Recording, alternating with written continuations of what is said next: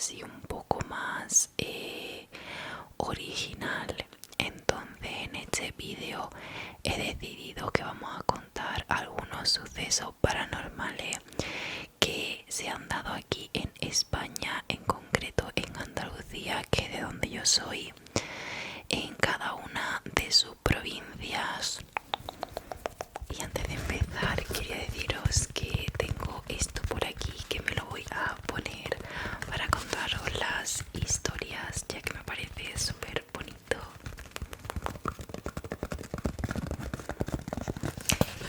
Y cuando termine este vídeo, deciros que, por si no lo sabéis, las provincias andaluzas son 8. Entonces voy a contar 8 historias. Si has escuchado alguna vez estas leyendas, y si no eres de Andalucía, si has estado alguna vez en alguna de estas provincias, y por supuesto dejarme cuál es la historia que más os gusta o os ha dado más miedo o repelús. Me encantaría que lo hicierais. Vamos a empezar con la historia de Sevilla, que apareció en la radio y dice: el relato de una chica que pasea por el arcén de la carretera a intempestivas horas de la madrugada, haga frío o calor. Va normalmente descalza con un aspecto famélico.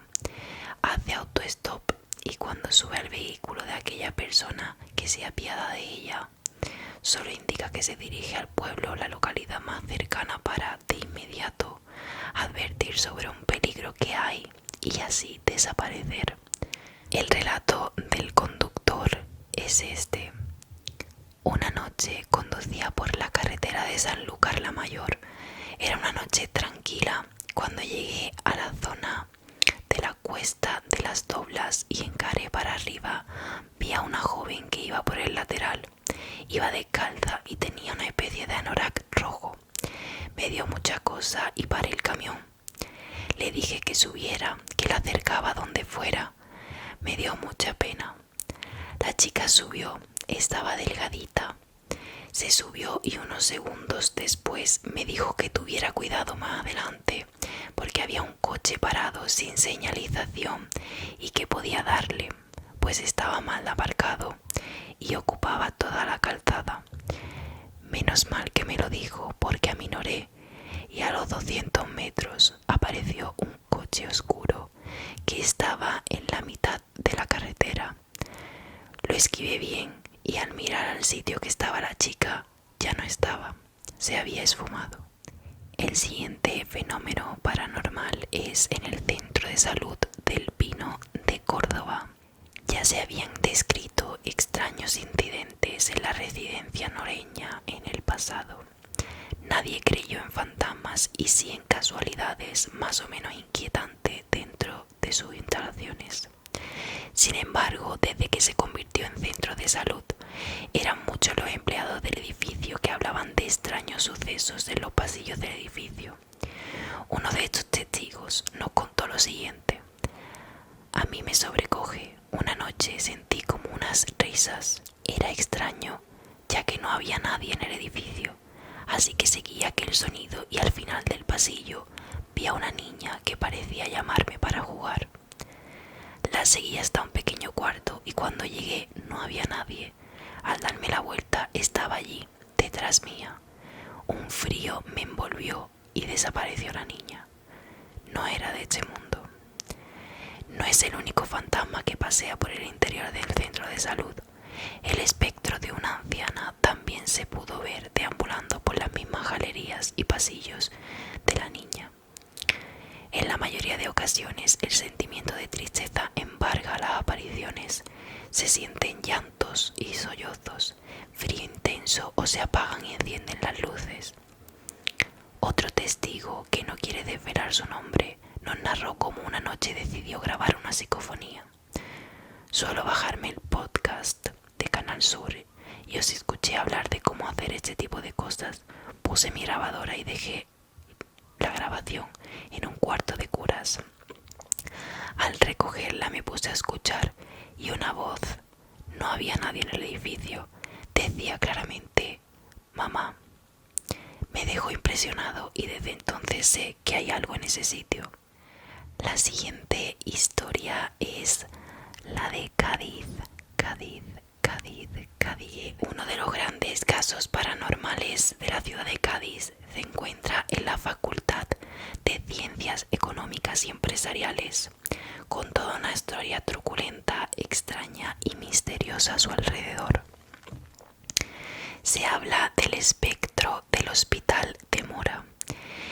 Este hospital fue financiado por el mecenas José Moreno de Mora y Vitón en 1903 y estaba destinado a atender a los enfermos de la ciudad, sobre todo a los heridos del bombardeo y del Frente Popular. Tanto dolor y emociones contenidos entre sus muros han derivado hoy, a través de obras y modificaciones, en el despertar del que dicen que es un edificio encantado. Desde su funcionamiento como universidad, allá por la década de los 90, los estudiantes comenzaron a hablar de extraños fenómenos, luces que se encendían solas, objetos que se desplazaban como movidos por unas manos invisibles, portazos, extrañas corrientes de aire, pasos que procedían de la nada, llantos de niñas, sombras misteriosas. Todo ello teniendo como epicentro a la antigua dependencia que actuaba como mortuorio y que en la actualidad es la biblioteca, un lugar en el que cuentan los testigos que han visto un espectro de una monja cuyo hábito va salpicado de sangre. Dentro de este edificio se encuentra otro lugar destacado para lo paranormal, la antigua delegación de alumnos ubicada en el sótano del edificio y hoy archivo. Allí se escuchan ruidos extraños, pisadas, uno se siente acompañado y nota presencias. Y este es el testimonio de una de esas personas que ha vivido esta situación. Iba bajando las escaleras junto a unos compañeros y percibí como alguien se dirigía a una de las aulas. Me extrañó que al entrar por la puerta dejara las luces apagadas. Le pregunté a mis compañeros si habían visto a esa persona entrar por aquella puerta y ellos me lo negaron y me comentaban que por allí no había pasado nadie. Quise verlo por mí misma acercándome al aula y pudimos comprobar que allí no había absolutamente nadie y las luces seguían apagadas. Me quedé atónita, pero no le quise dar más vueltas e intenté olvidar aquello. Ahora vamos por la provincia de Huelva. Vamos a hablar de la Asamblea de la Cruz Roja. Ubicado este edificio en la calle Aragón, eran muchos los trabajadores que afirmaban que se escuchaban voces o que el ascensor subía y bajaba solo. Los militares que hacían el servicio militar y pernoctaban en el edificio una vez salieron corriendo y llamaron a la policía, pues escucharon gritos y un ruido como si cayeran piedras por las escaleras. Uno de los trabajadores que durante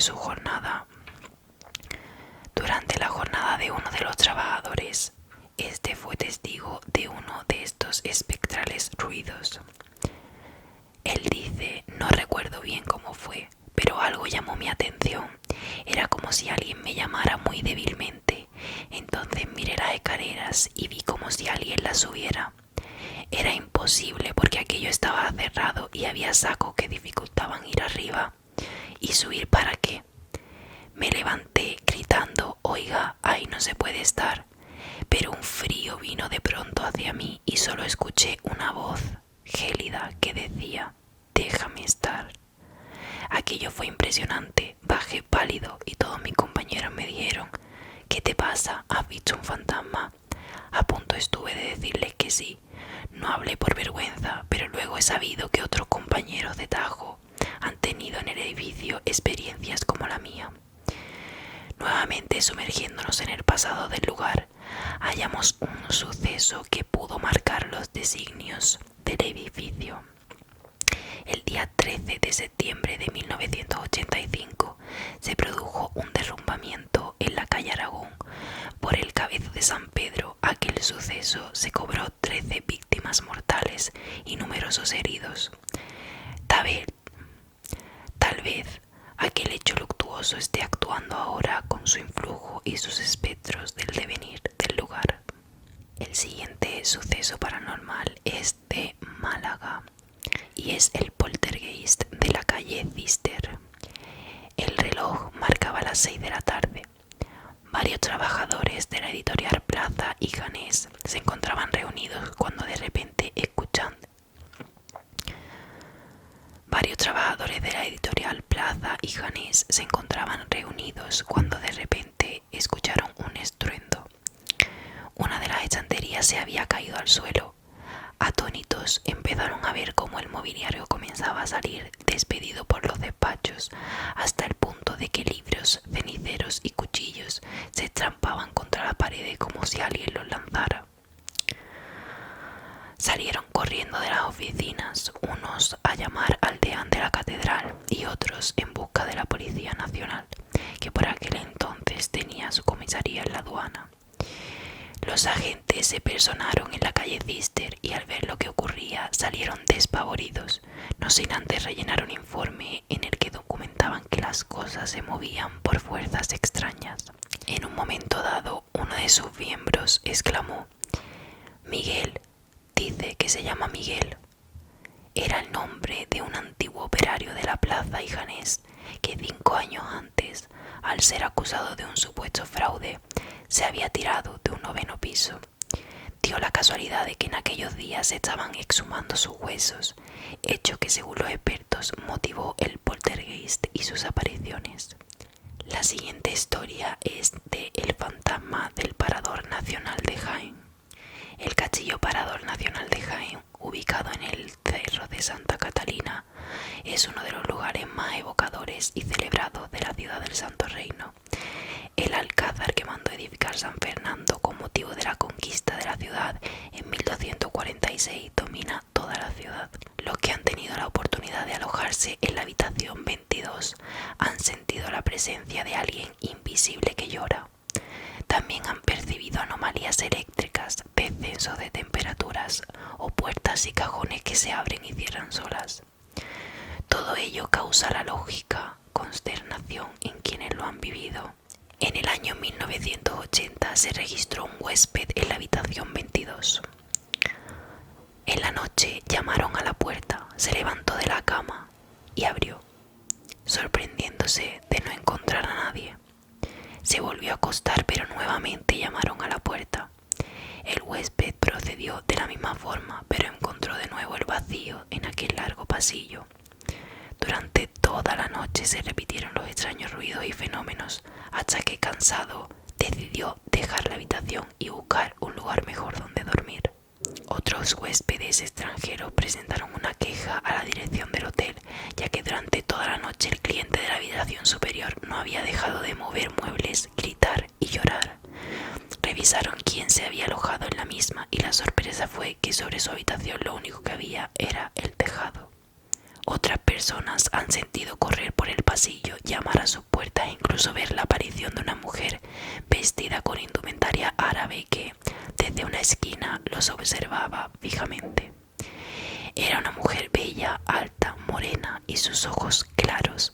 Llevaba un turbante y un pañuelo en la cabeza, falda larga y un calzado oscuro. La leyenda la llama Yasmina y habría sido asesinada en la Torre del Parador, que hoy es objeto de sus apariciones.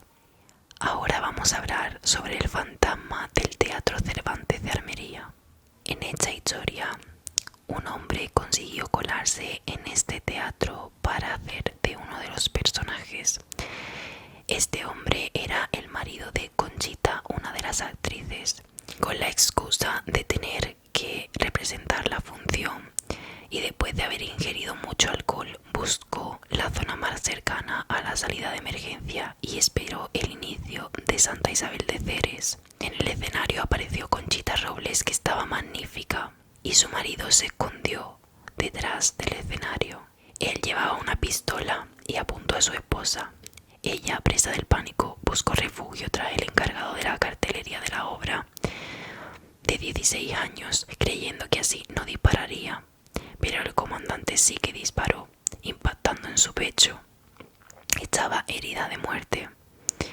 El público pensaba que era parte de la obra y pensaron que era de un gran realismo, pero otra persona salió tras el telón, manchado de sangre, diciendo: los disparos son de verdad. Los asistentes entraron en pánico y el marido, buscando su suicidio, solamente perdió el ojo derecho.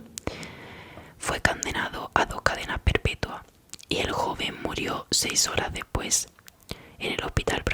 abrazado a una cruz. Al entierro acudieron más de 15.000 personas que aún no podían creer lo sucedido, como pocos podrían creer lo que iba a suceder en el magnífico Teatro Cervantes. Un operador de cine, Jesús, se encontraba afeitándose en uno de los cuartos de baño situados a escasos metros del lugar donde cayó Conchita, cuando vio claramente que una mujer con un pañuelo en la cabeza se reflejaba en el espejo. Esa prenda volvería a cobrar protagonismo semanas después, cuando el propio Jesús, sentado en el gallinero esperando la hora de proyectar la película, pudo ver en una fila de butacas la silueta de una mujer también ataviada con dicho pañuelo. Cuando bajó a preguntar al conserje si éste había dejado entrar a alguien antes de tiempo, la respuesta fue negativa.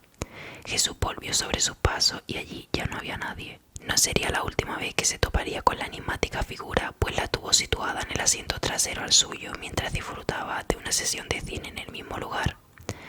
Hasta en una ocasión tuvo el valor, junto con otro compañero, de perseguirla por la zona del proscenio, pero la mujer se desvaneció en el aire después de haber sido vista por 3 operarios del cine.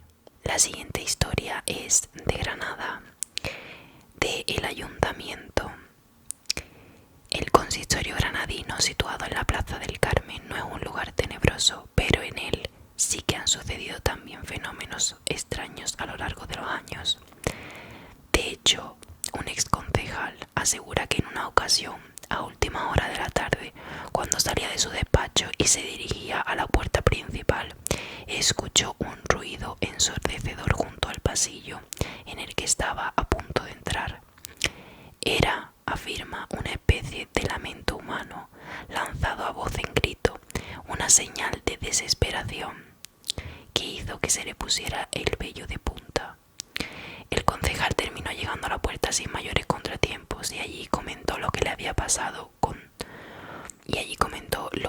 pasado a los 2 policías locales que estaban en el cuerpo de guardia, y le contestaron con naturalidad, casi sonriendo: «Ah, no te preocupes, es el fantasma, pero no hace nada». Otros trabajadores del edificio de la Plaza del Carmen afirman que también han tenido contacto con ese supuesto fantasma, o lo han oído, o dicen haber visto pasearse por los pasillos una especie de figura difusa, como recién salida de una foto desenfocada, moviéndose a gran velocidad, aunque nadie ha difundido ninguna imagen.